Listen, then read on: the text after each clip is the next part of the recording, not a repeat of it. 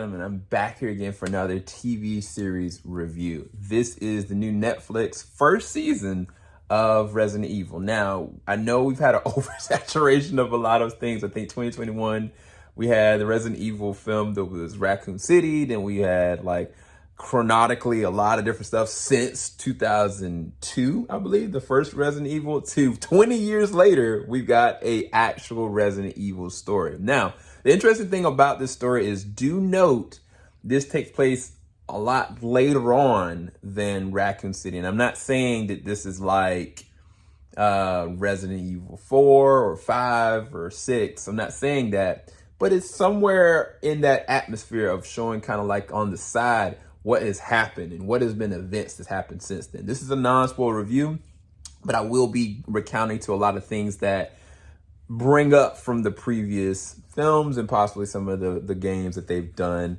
and what that kind of means for this. And just to start off with, what did I think about this as a whole? When I initially saw the first trailer, I kind of didn't know what to make of it. I was like, I don't know what's going on. The biggest thing that kind of threw me off was Lance Riddick as Wesker. I was kind of like, wait, what?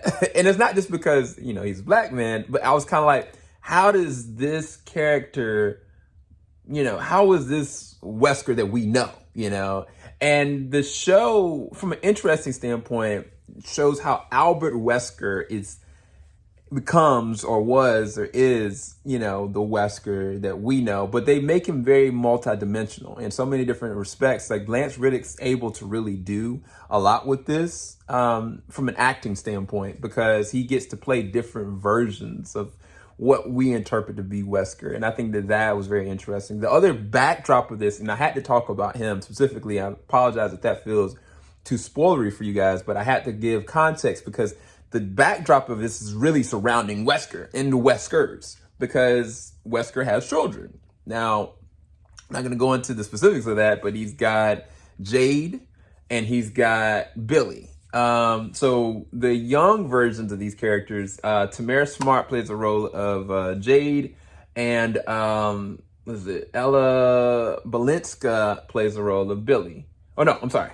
Ella Balinska plays the role of the older Jade, and Sina Arduga plays the role of Billy. So it's Billy and Jade. They're twin sisters, look very different. So they're not identical twin sisters, but you know, when we see them, they're brought into the umbrella facility, university, so to speak, where they live and everybody's kind of thriving. Everything seems normal. Like, it doesn't seem like it's a thing that's happened. And that's where the story kind of progresses. The outside layer of everything that's going on in the backdrop, the story and the history is the best things about this. Like, trying to figure out and piece together how we got here, where we're going, and what's got us to lead to this point. Not just that, how has the T-Virus evolved? What does that mean? What is the Umbrella still doing? Because one of the other things they did with this is they brought in another character that I don't want to bring her up. But let's just say when she shows up, you'll be like, wait, her father though, you know? And so it's just interesting how it really does feel like 20 years worth of time that's spent. But this isn't connected to the movies in any way, shape, or form.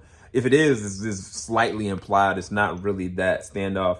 The interesting thing about Billy and Jade is that they are Weskers, and they are very different. Like, Billy is the type of person that she had a lot of anger issues and she had to deal with therapy and stuff like that. So she kind of was the outcast, and now she's trying to turn straight. And Jade seems like the more antagonist. She seems like the antagonist of the story, to be honest with you. I do think that Ella Balinska is doing a great job from an acting standpoint, and the physicality is there. Like, some of the scenes that they do with her from an action standpoint, like running and maneuvering, she is all the way there. Like as an action star, she sold me there. I'm all the way believing like great things to come, and if they progress this, I'm intrigued to see her from a physicality standpoint. This is where I'm going to get to some negatives though, because Billy as a character, I found so much more interesting because of kind of where they take Billy and what Billy's dealing with because of her sister.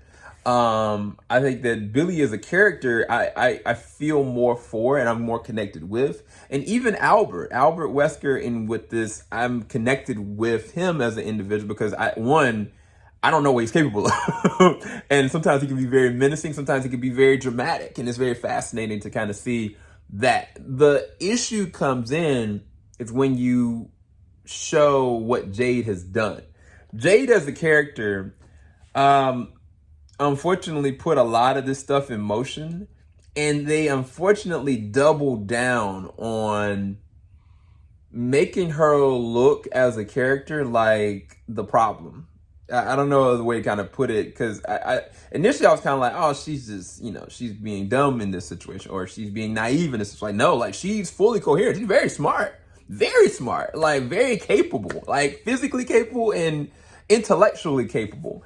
And yet she makes these rash decisions that put, the story. It's almost like every decision that she makes hinders and hurts people, not organically, not naturally. It's almost like it's systematically written that way. Like, she's written as a character. It's almost like she's written as a bad character, making poor decisions to progress the story along. And I really don't like that, because I feel like circumstances could have been happening anyway without it looking like she's the problem. You know what I mean? Like, whether, I think specifically in the flashbacks, like the past, like they show, man, like it's the younger actress, Tamara Smart, and the way they, like, I hate how they perpetuate her character in this, because I came to not like her in the past at all. Like, every single move, like, I was like, I can't vibe with this character. And they do something interesting with another person that she starts to like, with Connor playing the role of Simon.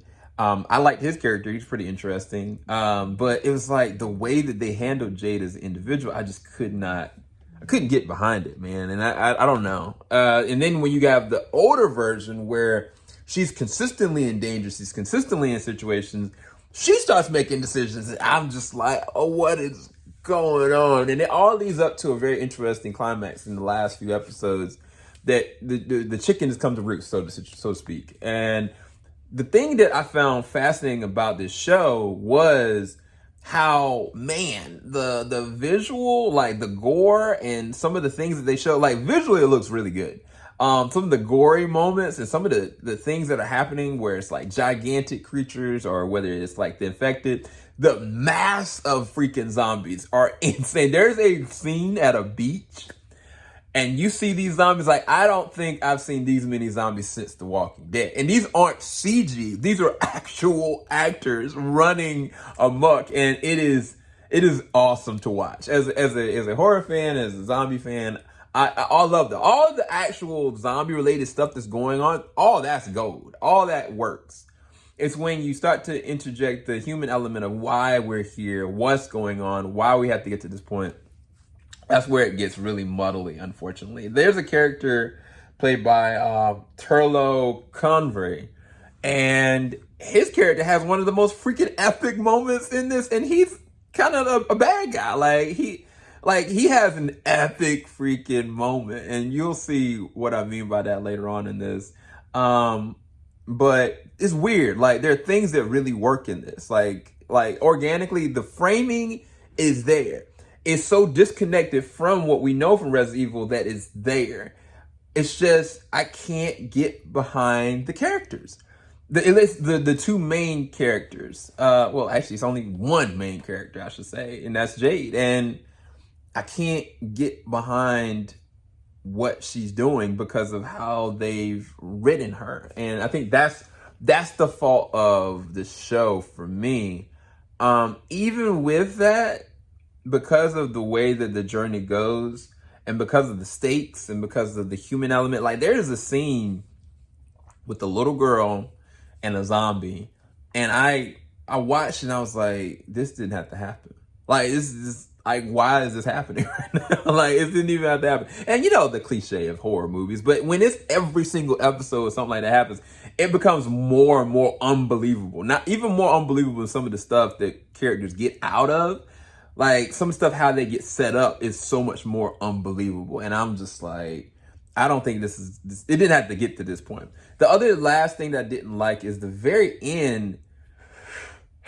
They have 2 to 3 different characters that this whole entire time it was built up to showing what was the resolution here and how this happened. And I don't understand. I really just don't understand why. And I think that they're pulling an arrow that you think that the first season, the flashbacks are going to show, why and how, but they don't. And I think that they set this up for a second season, which I'm fine with, but I don't think they needed to do that. I think that there's enough ground to cover moving forward and in between time to make this a very interesting story. And I don't know. I don't know what they're doing here. But I think that Resident Evil fans are appreciative of how they handle the horror and the gore and the zombie treatment, as well as the science side of it. It's very fascinating on that end. And there's also some implied characters, but don't think too big about it. It's not what you think. It's not going to be like cameos or anything like that. I'll let you know that straight up. But if I had to rate this from A to F, I'd rate this at a C to C minus. I want to see more. I do want to see more. By the end of it, I think midway I was kind of like, I don't know. And then when I was like going through the journey and seeing it and I don't know. I just, by the end of it, I was like, I do want to see where this kind of goes. Whether or not they're going to greenlit it, I don't know, because I don't know how you guys are going to feel about it. But I do think it's worth a shot to see what they do more with it. I just need them to write the character Jade better. Or if they're going to do this again, like switch up how this is told. I think that's another thing that I was going to go into. But hope you guys enjoyed this non-spoiler review. Make sure you like, subscribe, hit the bell button. I will talk to you guys soon. We have a lot more content coming even today. And definitely go and check out our Thor Love and Thunder spoiler discussion and review. We have non-spoiler as well. Peace, guys. Falling off the top